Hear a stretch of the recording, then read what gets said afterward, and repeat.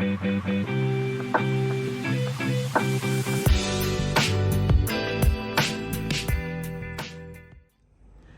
Renee, and I lead research here at the International for Adult Learning in Singapore. We've just had the Global Lifelong Learning Summit. That's right. And what's been really interesting is the amount of, we would say normally like international partners, but you've actually had senior significant international skills, lifelong learning, government ministers Yes. Involved in the summit. I wonder if you could explain how that is. And I mean, the last session today was two government ministers from two different international different governments Yes. chatting together around the Yes. future of lifelong learning. That's interesting. I mean, and how do you sort of see that relaying for the future of Singapore lifelong learning? Yes. So when we mooted the idea of a dialogue, an international dialogue on lifelong learning and global participation in such a cause, we felt that we could leverage on our previous work and cooperation and collaboration done with these 4 supranational organizations first. So they include the UNESCO Lifelong Learning Hub, the OECD, the ILO, and the ASEM Lifelong Learning Hub as well. And so with them came their partners and their networks.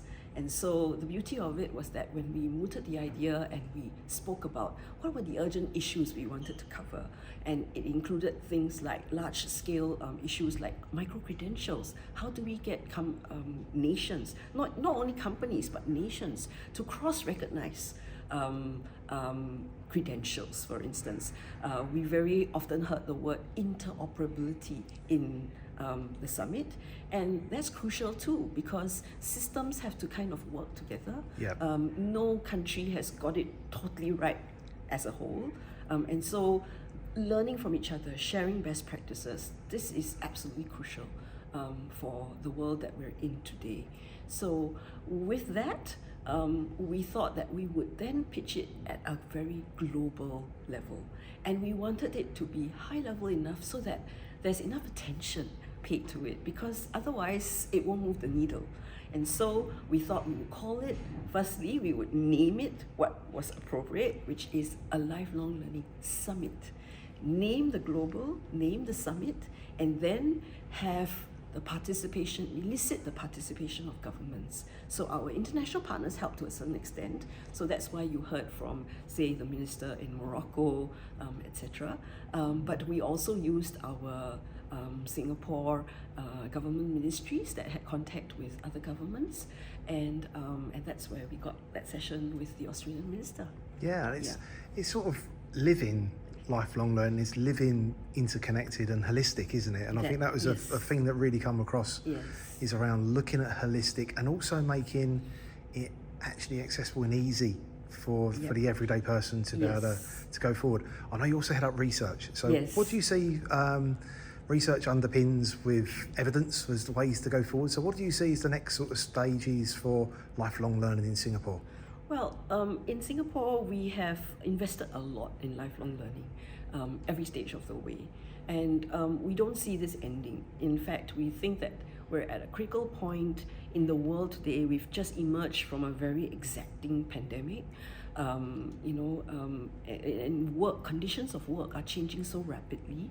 So there is an entire population, to reskill.